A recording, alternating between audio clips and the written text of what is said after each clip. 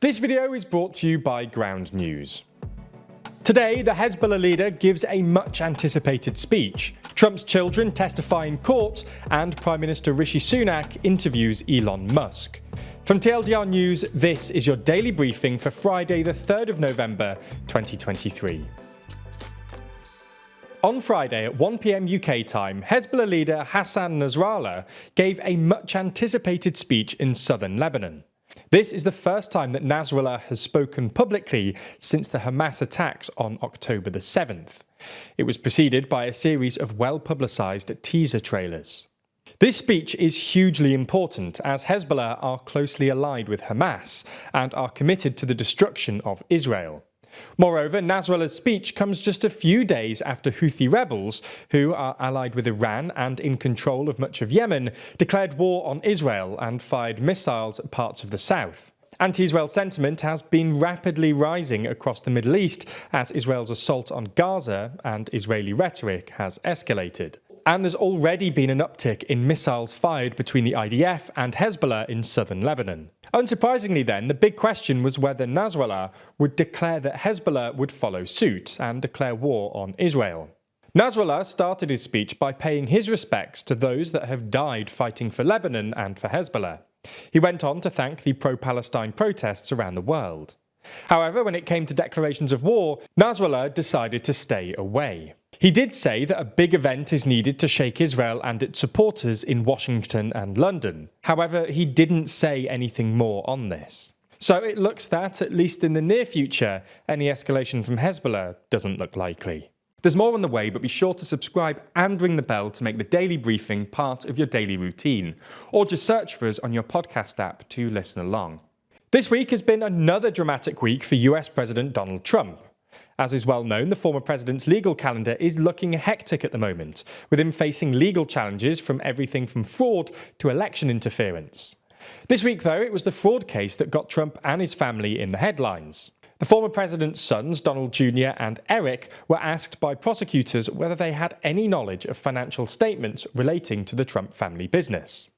Prosecutors alleged that the Trump organization had overvalued their assets in order to obtain more favorable loans and other benefits. Before the trial began, the judge ruled that the Trumps had fraudulently manipulated financial statements. The trial is looking at what consequences those involved might face. Donald Jr. was asked to take the stand because, as part of his role in the family company, he had to sign off documents each year attesting that the financial statements are accurate. Eric was asked to take the stand because, prosecutors allege, he had influence over some of the values contained within these financial statements. For their part, both Donald Jr. and Eric deny involvement in the accounting practices that landed the organisation in court. US Secretary of State Antony Blinken arrived in Tel Aviv to urge the Israeli government to accept a humanitarian pause in Gaza. While Biden and the rest of the US have been pretty absolutist in their support for Israel, international pressure for some sort of truce or humanitarian pause has grown in recent weeks as Israel continues to bomb Gaza and escalate its ground offensive. Thousands of Palestinians have died in the fighting so far, and casualties look set to increase. Unfortunately for Blinken and Biden, a humanitarian pause still seems unlikely, both because the Israeli government has made clear that it thinks that Hamas would only use a pause in the fighting to consolidate its defensive positions, and because Hamas itself doesn't seem that interested in a pause, with a Hamas representative telling Lebanese state television in late October that they plan to repeat the October the 7th attacks until Israel is abolished. On Thursday afternoon, UK Prime Minister Rishi Sunak held an interview with Elon Musk to discuss AI and the UK's AI Safety Summit. Held on Wednesday and Thursday at Bletchley Park, the AI Safety Summit was an attempt to bring together politicians and industry leaders to begin creating an international AI regulatory framework with the intention of protecting the world from AI-related risks while still reaping the benefits that AI might bring. In the interview, which was released on X on Thursday evening, Musk predicted that AI would replace essentially all human jobs and promised that AI would deliver, quote, a future of abundance. Musk also hailed London as a prime destination for AI companies and praised Sunak's slightly controversial decision to invite China to the summit, which was resisted by at least some American politicians. While some commentators didn't approve of Sunak's decision to associate himself with Musk, and it was slightly odd to see the UK Prime Minister interviewing a businessman rather than the other way round, the summit itself was widely hailed as a success, with the UK, US, EU and China all signing the so-called Bletchley Declaration, acknowledging the potentially catastrophic risk of AI and committing to ensure AI develops in a safe and responsible way. Storm Ciarán has swept across Europe this week, with it hitting some countries harder than others. For Italy, the rain produced floods that swept across Tuscany. The floods have been so devastating that it swept away cars, forced people to seek shelter on roofs, and has sadly killed at least 5 people. Currently, it's not known how many people are missing. Some residents have evacuated from their homes to the Channel Island of Jersey.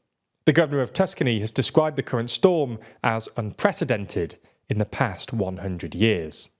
In the final uplifting story today, we discuss coral reefs. In a recent mission to the Galapagos Islands, scientists have discovered 2 new deep-sea coral reefs. They found that both reefs boast a rich diversity of species and estimate that they have thrived there for thousands of years.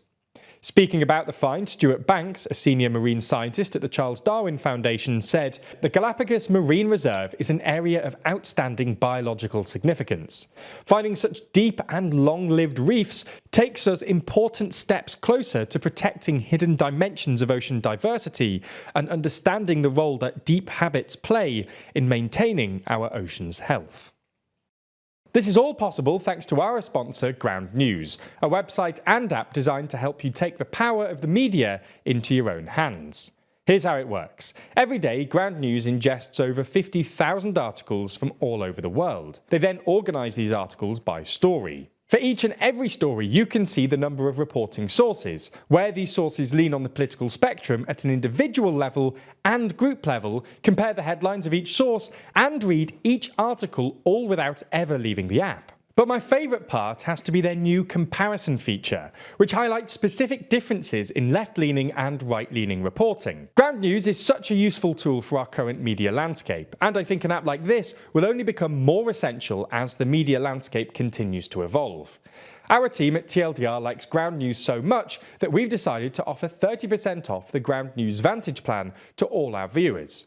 That's under $6 a month for unlimited access to every incredible Ground News feature. This offer is only available here, so make sure you go to ground.news/TLDR or click the link in the description to get started and support an independent news platform working to make the media landscape more transparent.